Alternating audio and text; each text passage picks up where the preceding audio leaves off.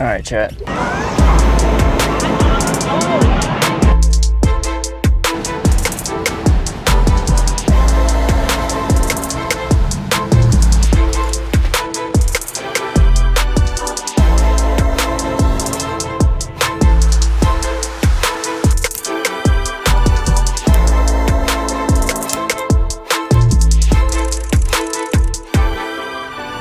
What's good, y'all? Welcome back to the lab. My name is Andy II, and for today's video we are going to be talking about the Sony ZV-E10 II and my honest thoughts on filming with this guy for the past week. Just as a disclosure, Sony didn't pay me to create this video, and I have two of them.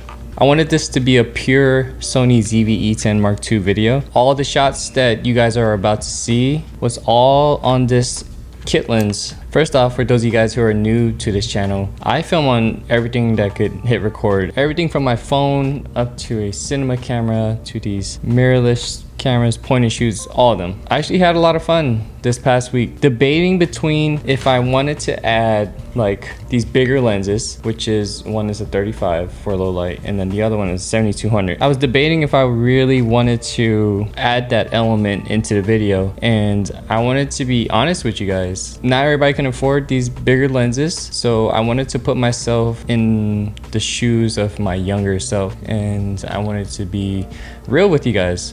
I think, you know, for those of you guys who buy this camera, this is all you're gonna get. You're just gonna get the kit lens, and you're gonna get the camera body and get a battery. Comparing this thing to like a FX3, like a fully kitted out FX3. Let me grab it real quick. FX3 with the 2470 size, right? Look at this. All right, size. By the way, this camera receives a lot of compliments from just like strangers in public. This camera, very small, petite. Nobody says anything to me when I'm out using this camera, which is something I actually appreciate. I love the idea that this doesn't attract a lot of attention. So the idea of rigging this to a car is a little more attractive than putting a, you know, $6,000 FX3 setup. Having one of those main character moments right now. All right, chat, we're currently 15 miles to empty and going to get some gas, and hopefully we could get some tacos. I've been saying chat a lot because my little cousin's in town and she pretty much got me talking like a Gen Z. We're literally trying to get tacos. I don't think we're getting tacos. Yeah, I don't think so. Police officer just stopped in front of us. They couldn't have scooted up just a little bit. All right, just before they close. Two, and then give that one to Annie. Show the plate. Wait, show the spread. Show the spread. Show the spread. Yeah, yeah. Yes, sir. Yes, sir. I don't have no hand sanitizer, so I'm just gonna line my hand. All right. Just to kill the bacteria. As you might have noticed, I use this camera like a vlogging camera. It's like a little personal diary where I could just document casual moments without having to really think about the camera settings. I kind of just set it on program auto and just let it go. And the footage actually came out looking pretty decent. Jeez, I bodied those tacos. FX3 has a larger sensor. ZV-E10 II has the same sensor as the FX30 crop sensor. You can film S-Log3, you could film 4K 60 frames, you could do time lapses.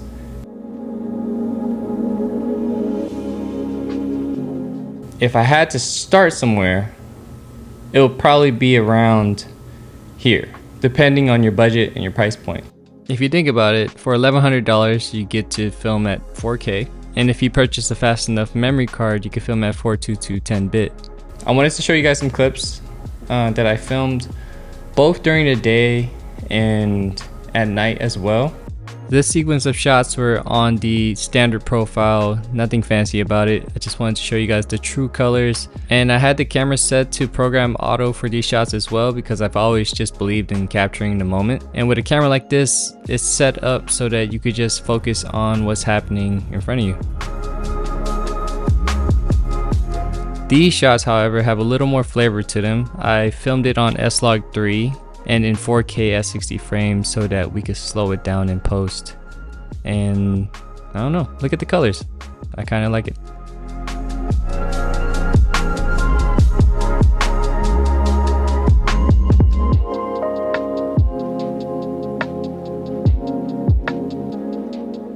So you're probably wondering, well, I was wondering, how this thing would perform at night. For night videos, I usually step out with fast primes. You see that lens in my left hand? That is a 35 G Master, and I decided to not use it. I just had this idea that it wouldn't be an honest video if I didn't film with the kit lens. So it actually came out pretty decent, I'm not gonna lie. The reason why these black bars are showing is because I was testing out the Cine Vlog function, and I also wanted to try to grade some S-Log3 night footage. I feel like this is torture for you guys. First I gave you tacos, now I got Prince Street Pizza. What's this thing called again? Oh, NPFZ100. So technically, it's the same battery as this FX3. A lot of battery life for a small camera. And every day that I was out filming, I probably wouldn't be filming all day, but it would last me into the day, if that makes sense. I would bring an extra battery to just in case, but even when I brought out two, I didn't have to swap out.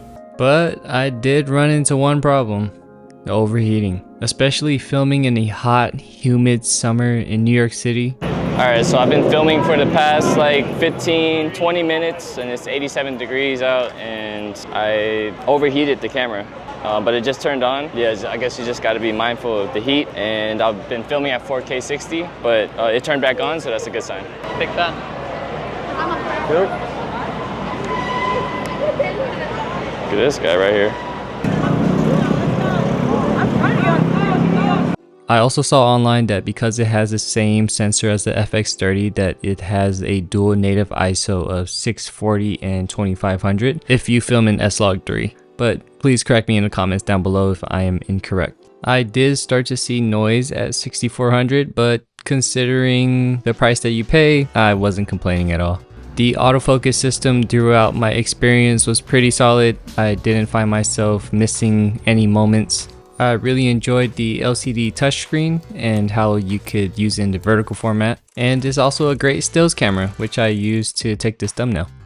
We have a microphone input along with USB-C, headphone jack along with micro HDMI, and the SD card slot is now on the side. My favorite function is probably this power zoom that just gives you that camcorder look. But that pretty much wraps up this video. I hope you guys enjoyed exploring New York City with me and the new Sony ZV-E10 II. Let me know which camera you think I should check out next in the comments down below.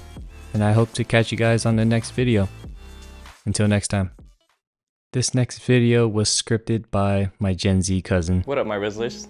The quality of this camera ate, no capping. The sleek design of this camera is serving, I fear. Chat, this camera is so Sigma, it has video and photo modes. This camera is so good for vlogging, it makes you want to start mewing. Sony really the GOAT for coming out with this camera. 26 megapixel stills, say less.